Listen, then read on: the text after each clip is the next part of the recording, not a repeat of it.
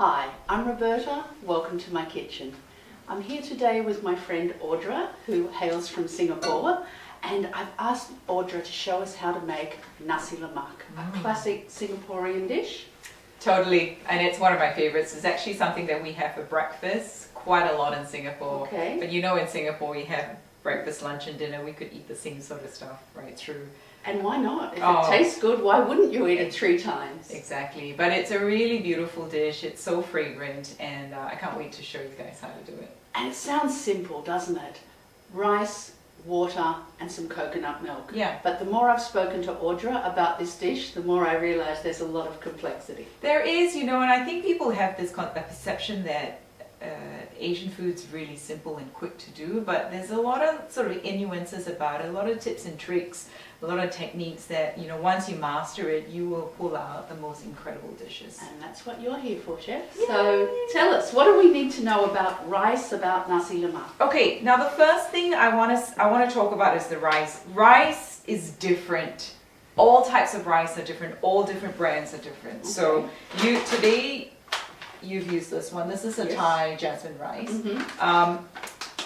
Depending on the age of the rice, depending on the when I say age of the rice, there's young rice and there's old rice. So if you look at jasmine rice, a lot of the jasmine rice are usually quite young, which means it's a new crop, a new harvest. Yes. And when we talk about new harvest, it's usually a little bit, it has more moisture, right? Okay, because it hasn't dried out as much yet. Correct. So therefore, the amount of water that you use might be a little bit less as well. Okay. But I suggest with every bag of rice that you buy, give it a couple of goes, cook it a couple of times in the way that you want to cook it, that you normally cook it, and see and check the texture. And then from there you adjust maybe more water or less water. Okay. Yeah. Told you it wasn't going to be simple, but it is interesting. Okay, so we have this jasmine rice. Yep.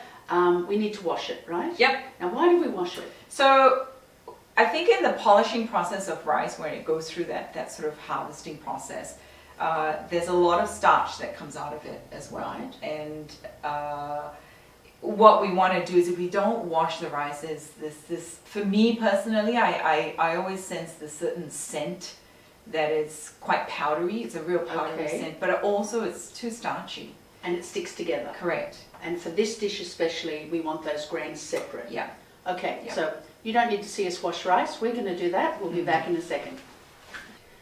So we've given this a good wash, and I noticed you sluiced it around quite a bit. Yeah. Until the water ran clear. Correct. Now you can do it. You can do this in a sieve like that under running water, or you can actually do it in your pot. Either way, it's fine.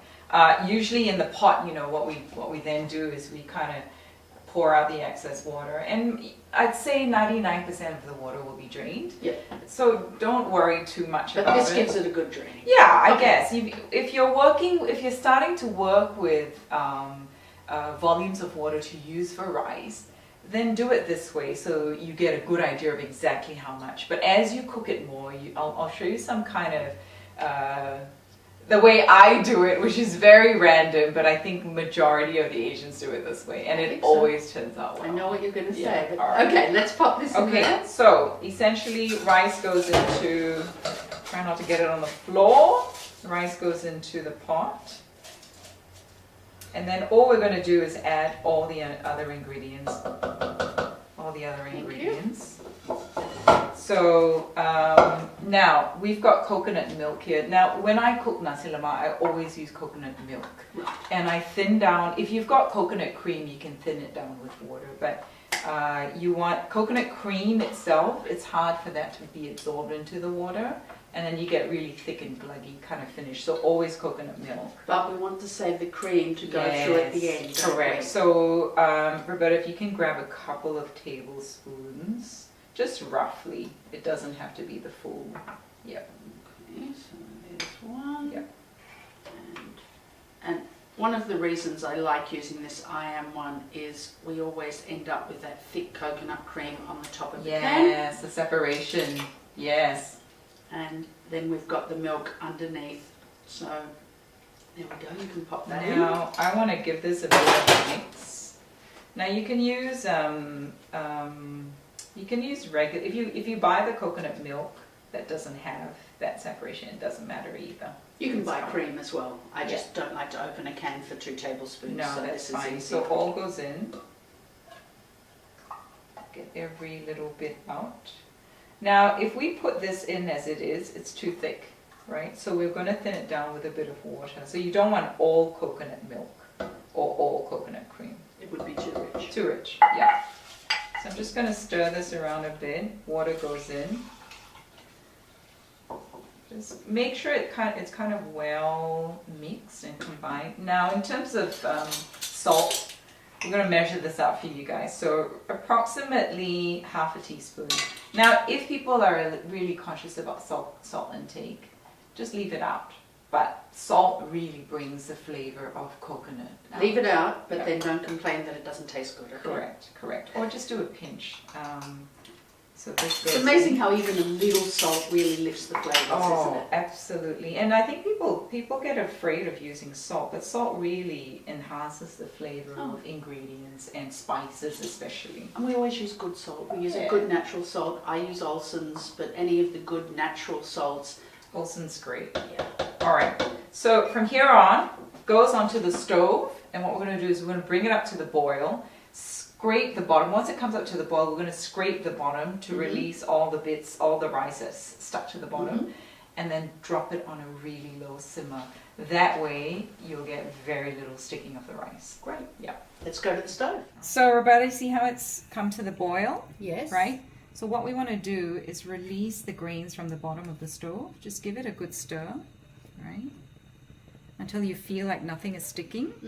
Okay. Then lid goes on. And we turn the flame right down. As low as possible. As low as possible to a simmer.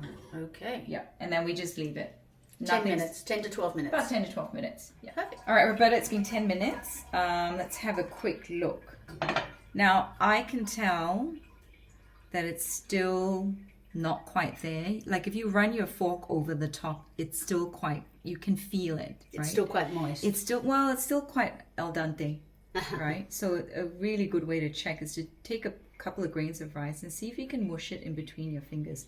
I can still feel the toughness in the middle. Okay. So just, and that's what I mean. It depends on your rice. You just really want to just find out, get to know your rice, and then you'll know. So this may need another couple more minutes. Okay, let's have a quick look. All right, I'm just going to squish this. That's a technical term, right, Chef? Yeah. Much better. I don't feel that really hard middle bits. All right. Done.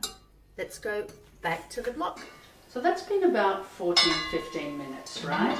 And I can see the difference there. It really is quite dry, and those grains are beautifully separate. Correct. Now, as you said, everyone likes their rice differently, right? Correct, yeah. I mean, I like mine separated. And, I don't want to use the word al dente because it's not. You don't want little sort of uncooked. You don't want it chalky in the center like risotto. It's not that extreme. No, but you want it just cooked. You don't want it overcooked because then you get mush. It's not congee, right? No, it's not crunchy. But also, when you add the extra bits of coconut milk that goes in right at the end, or rather the cream bit, what it's meant to do is coat each individual rice, so you get that separation. So we get beautiful mouthfeel as well as beautiful flavour. Yeah, and it's coconut. Hello, it's coconut. So I'm just going to pop this in. Okay, I find the easiest way so you don't break up. Don't forget, your rice is still hot. Yes. You don't want to break up the rice, and it's very susceptible to breaking at the moment. Okay. So just use a fork and just give it a bit of a mix through. You're just kind of folding it in. Yeah. And after this, don't work it too much. Just make sure you have it sort of roughly well blended. And then lid on, let it rest. 10 minutes at the very least. But it can sit for half an hour, can't it? Sit So there. I love things that we can get ready and move on to the next thing. That's it. We'll let it sit for 10, then we'll come back and plate it up and show you what it looks like. So 10 minutes, maybe 15. And smell it. oh, So good, isn't it? this is the one part they can't have, but you'll smell it when you cook it. Yeah. Okay. If I'm in a deserted island, I just want coconuts around me. Coconuts and chili, that'll do. That's a pretty good Oh, start. look at that. I mean, look at those grains. They're all nicely separated. That's the key, isn't it? Yeah. The separation. The separation. And I think I've had nasi lemak before in restaurants in various places where it has been mushy. So Not nice. This is the beauty of having an expert show us how to do it. Thank you. Thanks for inviting me. There we go. Okay, Beautiful. nasi lemak, Audra's way. Enjoy.